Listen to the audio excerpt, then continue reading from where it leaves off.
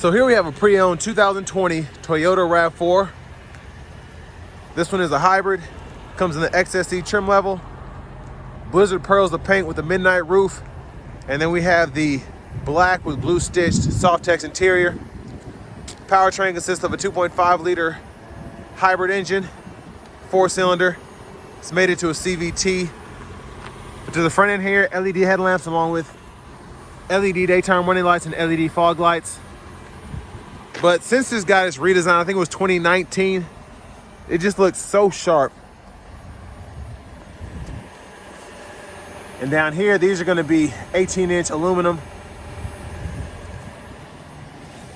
Now you get passive keyless entry on the front.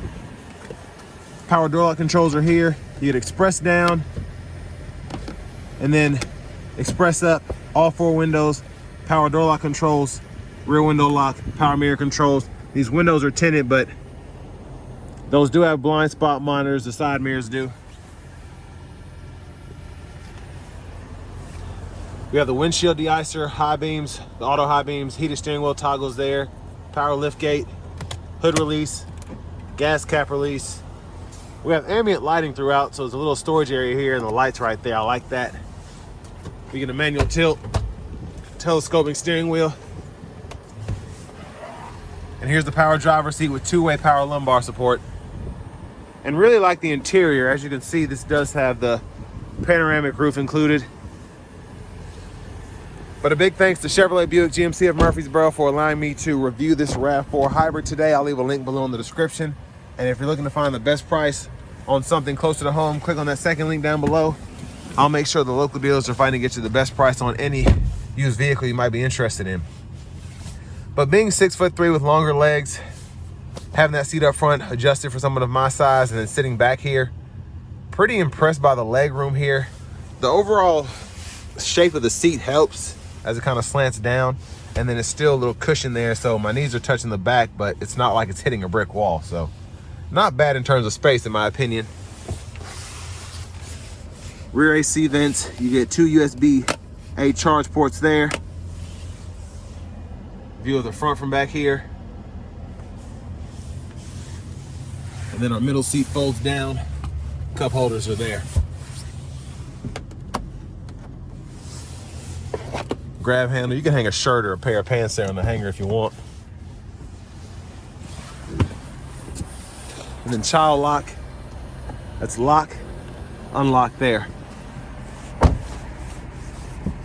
Now there is the gas cap there.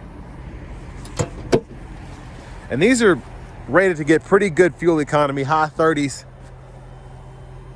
But there's, look at the back end there, dual exhaust.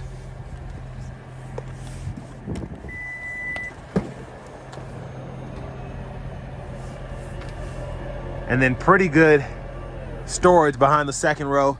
And I tested out the JBL sound system. This does a pretty good job just giving you that bass, and you get that full immersive sound coming throughout the cabin. Side pocket here with a net, 12 volt. Then you can lift this carpet up. And then there's a little mat underneath. And there's your spare tire. I think it's a 17-inch spare.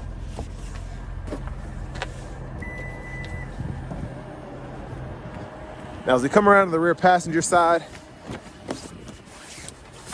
we can use this to adjust the seat, pull up, and you can tilt it a few different ways. You can see that's the seat all the way up, and this is it all the way back.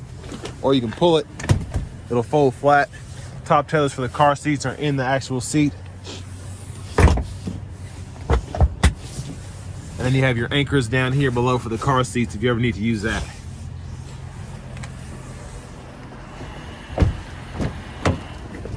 We do get a manual front passenger seat, 4-way. Then a little storage pocket here. Glove compartment down below. This one still has some of the manuals included. Now as we come back around to the front, just gonna take a quick look in the engine bay. And again, that's a 2.5 liter 4-cylinder hybrid setup there. So you have that engine and then the actual electric motor. But let's go ahead and hop in the driver's seat.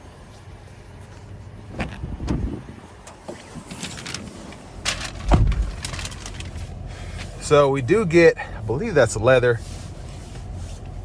in terms of the steering wheel. And there's your RAV4 horn. Now, I will say the heated steering wheel, I feel like the heat's only coming on these two sides. It's still cold up here, but it is what it is.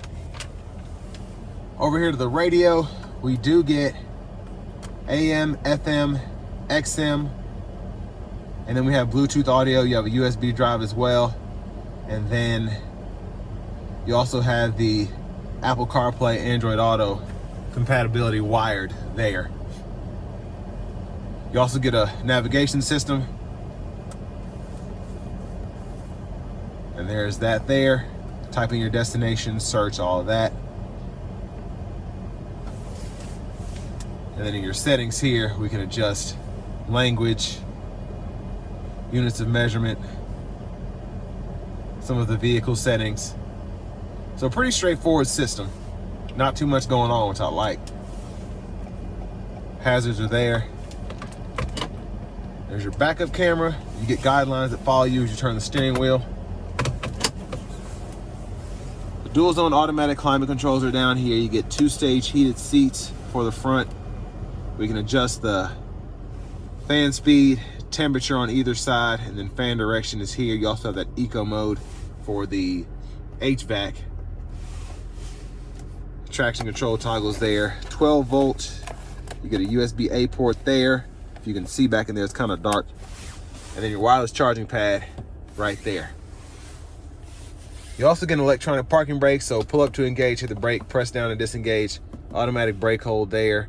All of your drive modes here, including your EV mode, trail mode, and then you also can toggle those drive modes there. You get a nice color change, which I like. That's pretty neat. But then you can also see it here on the digital part of the gauge cluster. Now to put it in gear, pull this lever, reverse, neutral drive, come over here, and you can get those simulated shifts with the CVT. And bottle holders here, center console cubby space, 2 more USB-A charge ports. We get a rear camera mirror here, and then the garage door transmitter is integrated there as well. You can cut this camera on or off that way. And that's the roof. So we can tilt door slide. That's a one-touch slide there. And there's a look at the back seat from up here. And if you're curious about what the sunshade looks like, I'm going to show you that. But sunglasses holders here. And then you also have the controls for the sunroof, the lights up here, vanity mirror. Now it does get kind of dark in here, so I'm going to open this back. Just because of the tint on the side windows, it just, again, it makes it pretty dark in here. It's on the windshield too, I see. But blinkers behind on the left side, and then your high beams are there. Those come on when the low beams are on. And then you can also just turn the auto high beams off so that it just works regular. And fog light controls there. You do get auto wipers, so one time's up here, off, auto, low, high. You can adjust that auto sensitivity here, and then your rear wipers here. Push back for that rear wiper fluid, pull up for the front. Volume controls are here. Trackless radio station presets controls are here. This mode button goes to your audio sources, voice recognition, Bluetooth button. And then we do get the radar cruise control, so you can activate that, set the speed, a lane keeping system, and then the gap adjust for the cruise is there. But these 4 arrows go through the system here, or the center stack on the gauge cluster. So that middle screen, you can go through all your options there if you want to see fuel economy or what's on the radio or how the all-wheel drive is being torqued, all of that. And then you can hold the button here, make sure your lane centering is on or off depending on how you want it. Push button starts here. And again, we do have the JBL sound system, so you kind of see that there with your tweeters up front. Finally, here's the key fob. But next, let's go ahead and take this 2020 RAV4 Hybrid XSE out on the road for a test drive. So starting the test drive in this RAV4 Hybrid, having an eco mode now. This vehicle has just under 45,000 miles, so I really wanted to just see how everything has held up over the years and the mileage. And so far, everything seems to be in good shape. The heated steering wheel works, the heated seats work. It's driving normally, not hearing any weird sounds. So from that perspective, so far so good.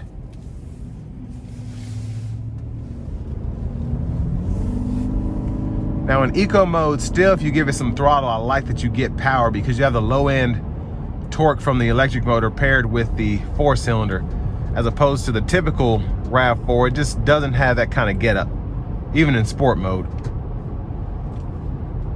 But I'm gonna put it into sport now, and let's see how this thing gets up to speed.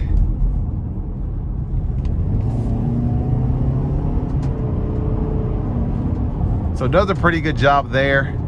Kind of sandwich here, so I'm gonna give myself some space and then open her up.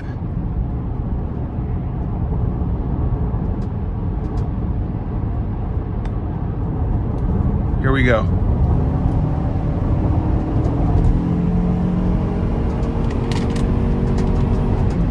So pretty good power there. Pretty quick.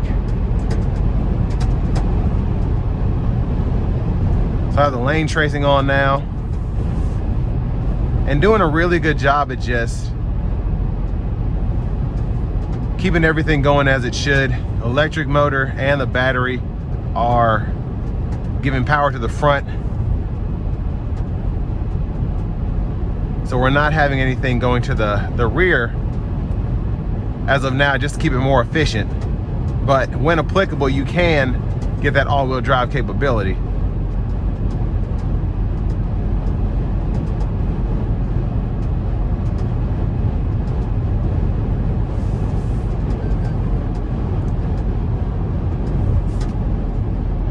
But pretty quiet in here. Tire noise, not terrible. The ride quality is just, it's good. It's pretty solid. Not overly smooth, not overly rough. It just feels normal.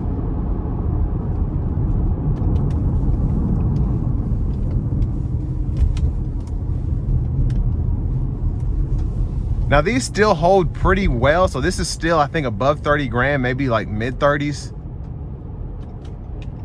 In terms of just what these run for. The RAV4s, the older Tundras, just a lot of the Toyota vehicles, they tend to hold their value just because they're more sought after. They're seen as more reliable. Banks will loan more money on them. But honestly,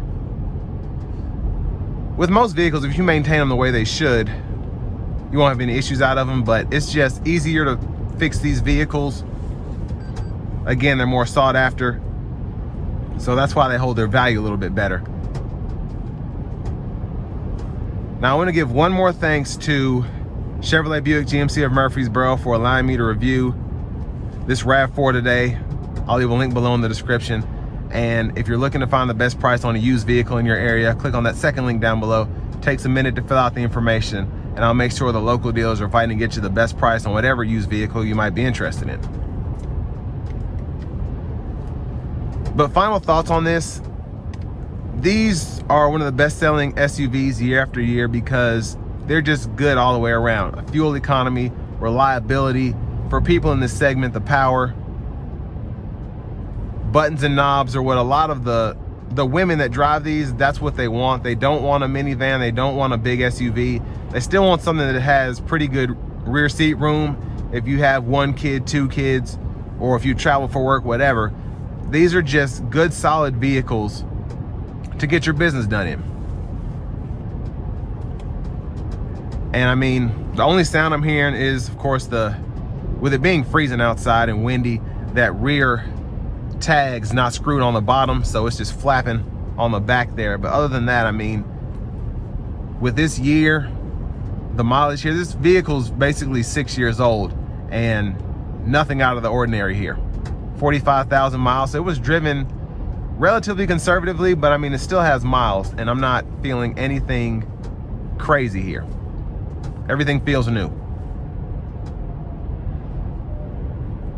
So if you're in the market for one of these, I mean, definitely take a look at this. Not really a lot of other competition other than the RAV or the CRV Hybrid. And if you want to throw in the Tucson Hybrid, the Sportage Hybrid, you can. But this is just in a segment all on its own where you have that trusty 2.5 hybrid setup that's been around for years. Toyota just kills it with it every year. I mean, it's still top dog hybrid SUV in my opinion. But with all that being said, this will bring me to the end of my review of this 2020 Toyota RAV4 Hybrid XSE.